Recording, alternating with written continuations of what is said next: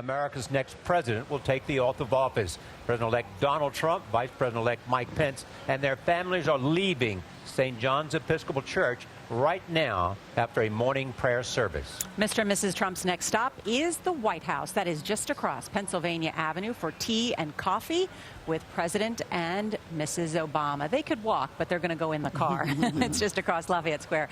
Now, they will leave there in about an hour to go to the U.S. Capitol for the swearing in. Let's go to Margaret Brennan, who is outside St. John's Episcopal Church near the White House. Margaret, good morning. I understand we might have a sense of what went on inside the church.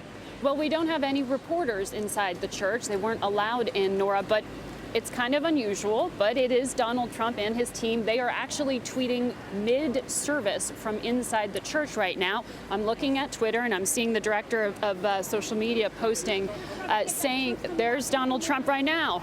The president-elect, along with the first lady-to-be, Melania Trump, standing on the steps of St. John's Church. We know that the pastor delivering the sermon, Robert Jeffress, told Mr. Trump that he believes he was meant to be the 45th president of the United States long before the first primary vote was cast.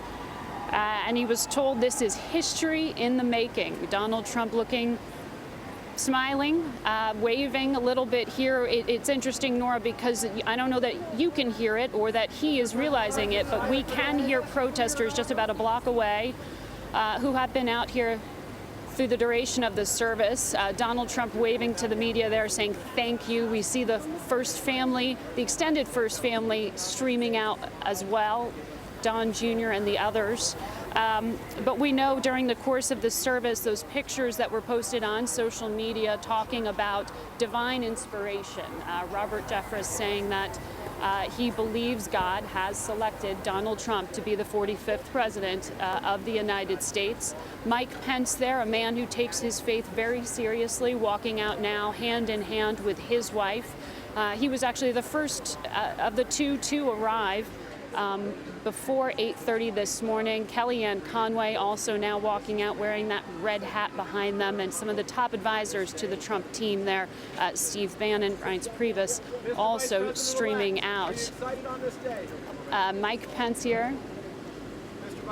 How was the service? Mr. Pence. What was the message, sir? Very moving. I don't know if you could hear that, Nora, but Mike Pence just told us that he found the service to be very, very moving. The Baptist preacher, Robert Jeffress, delivering that sermon along with some of the other Episcopal pastors who were involved here with St. John's Church. They are loading into the motorcades to make that movement just a block away over to the White House. And it seems a very sober moment for the president-elect there. He was circumspect, waved, no words to the crowds here, but he is getting ready for this next big step, Nora. All right, Margaret Brennan reporting from outside the church. Yes, as they head now over to the North Portico.